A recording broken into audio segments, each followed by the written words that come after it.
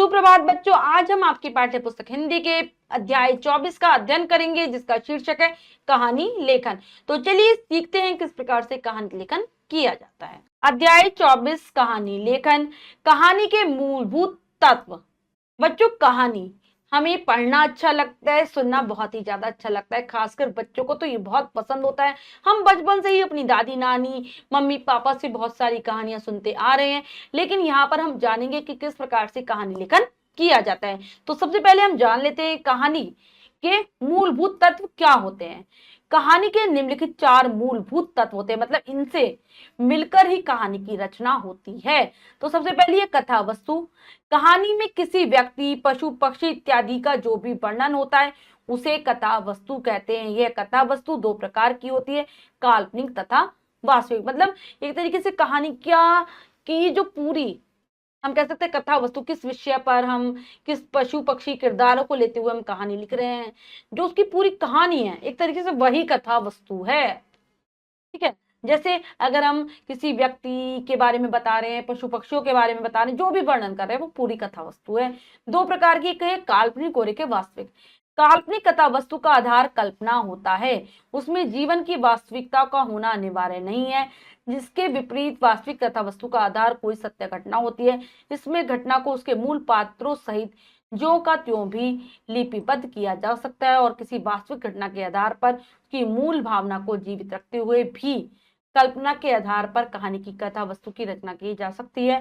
कहने का आशय है कि वास्तविक कथा वस्तु में जीवन की वास्तविकता को अनदेखा न करके उसको प्राथमिकता दी जाती है। मतलब काल्पनिक में क्या है, हम कल्पना के आधार पर लिखते हैं, जो चीज होती नहीं वास्तव में उसकी भी हम कल्पना करके लिख सकते हैं।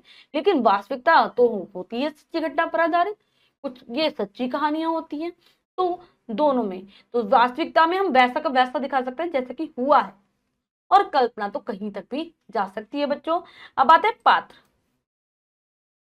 जिन व्यक्तियों, पशु पक्षियों इत्यादि को आधार बनाकर कहानी की वस्तु की रचना की जाती है उन्हें कहानी के पात्र कहते हैं। मतलब जिन जिन के आधार पर हम कहानी लेखन कर रहे हैं वही पात्र हैं। जैसे अगर हमें किसी मनुष्य समाज के बारे में बता रहे हैं तो उस मनुष्य के जितनी चीजें, मतलब जितने पात्र उसमें होंगे, जैसे मम्मी पापा या कोई अन्य जो भी हम ले रहे हैं वो। अब पशु पक्षियों की कहानी बता रहे तो पशु पक्षी पात्र होंगे, तो यही पात्र हैं। आपने अनेक राजा रानी, भूत प्रेत अथवा पशु पक्षी आदि की कहानियां पढ़ी या सुनी होंगी, वे सभी उन कहानियों के पात्र ही हैं। अब है कथोपकथन। कहानी के पात्र आपस में जो बातचीत करते हैं उन्हें कथोपकथन कहा जाता है। सरल, स्वाभाविक और प्रभावपूर्ण भाषा वाले कथोपकथन ही श्रेष्ठ माने जाते हैं। जो आपस में बातचीत होती है, संवाद होता है, वही कथोपकथन है। ठीक है, एकदम ऐसे लोग जो आसान से हो, उसमें बनावट सी ना लगे और एकदम लगातार बोले जा रहे हो, वही अच्छे होते हैं। अब आता है उद्देश्य। जिस सीख को देने के लिए कहानी लिखी जाती है उसे कहानी का उद्देश्य कहा जाता है।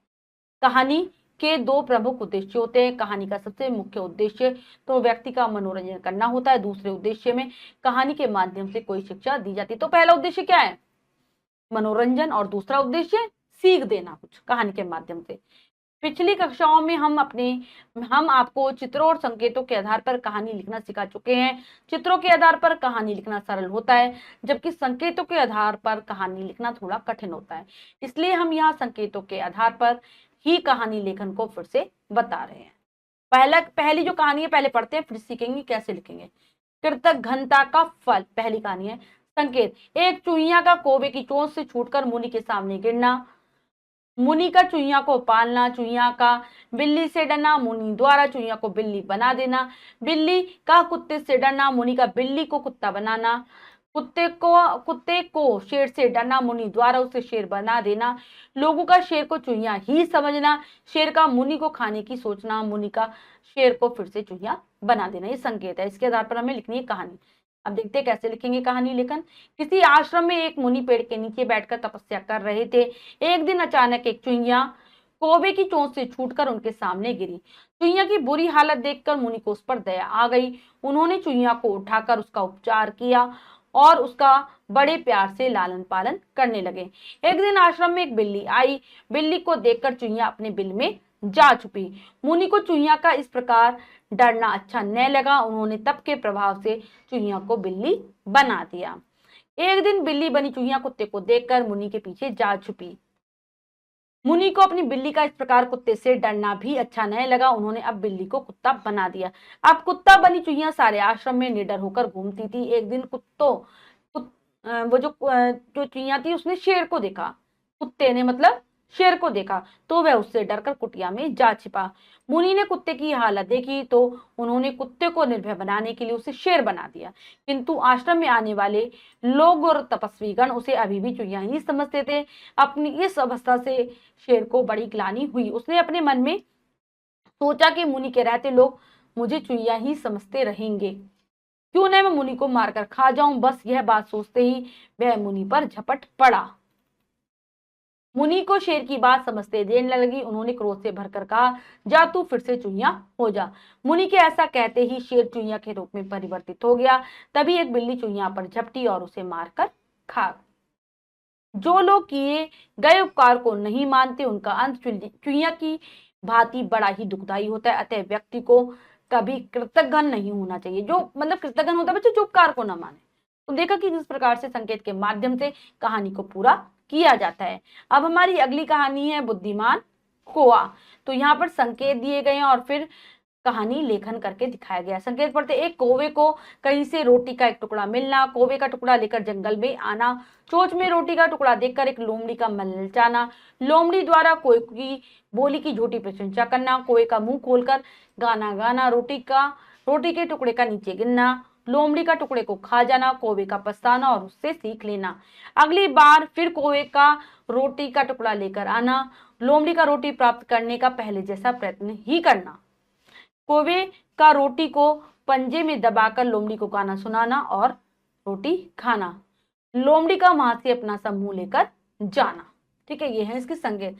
अब कहानी लेखन कैसे होगा। एक बार एक कौवे के हाथ रोटी का एक टुकड़ा लग गया। वह टुकड़े को चोंच में दबाकर जंगल की ओर उड़ चला। वहां वह एक पेड़ पर जा बैठा। तभी वहां एक लोमड़ी गुजर रही थी। कौवे की चोंच में रोटी का टुकड़ा देखकर उसके मुंह में पानी आ गया।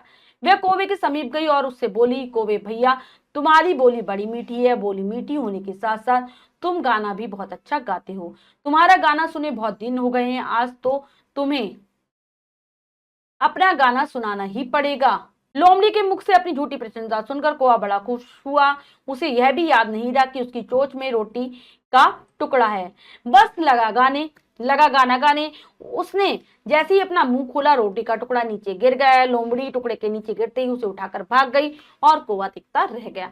अब कौवे को अपनी भूल पर पछतावा हो रहा था कि मैं अपनी झूठी प्रशंसा सुनकर क्यों खुश हो गया। कुछ दिन पश्चात कौवे को फिर से कहीं से रोटी का टुकड़ा मिल गया। वह फिर से लेकर वही पेड़ की डाल पर आ बैठा। लोमड़ी ने फिर कौवे को उसकी झूठी प्रशंसा के जाल में उलझाना चाहा। उसने कहा, भैया आप तो मुझसे नाराज लगते हैं। उस दिन से आप इधर आए ही नहीं। मैंने उस दिन रोटी का टुकड़ा यह समझकर खा लिया कि आप नीचे गिरा आप पवित्र रोटी का टुकड़ा कैसे खा सकते हैं। आप नाराजगी भूलकर मुझे एक अच्छा सा गाना सुना दीजिए। कौवा लोमड़ी की बात समझ गया कि लोमड़ी फिर मुझे मूर्ख बनाकर रोटी खाना चाहती है। उसने रोटी के टुकड़े को अपने पंजे में दबाया और लगा कांव कांव करने। उसने रोटी का एक ग्रास खाया और फिर से लगा गाने। लोमड़ी समझ गई कि आज यह उसकी दाल गलने वाली नहीं है। उसने कौवे से कहा, अच्छा भैया अब मैं चलूं, फिर किसी दिन आपका गाना सुनूंगी। जो लोग कौवे की भांति अपनी गलतियों से सीख लेते हैं वही जीवन में सफल होते हैं, अन्यथा लोग उन्हें लोमड़ी की भांति मूर्ख बनाकर जीवन भर ठगते रहते हैं। तो हमने देखा कि किस प्रकार से कहानी का लेखन किया गया है और अंत में उसकी शिक्षा भी बताई गई है। ऐसे ही हमें अभ्यास कार्य करना है बच्चों। आओ कुछ करें में से पहला है निम्नलिखित संकेतों के आधार पर कहानी लिखिए।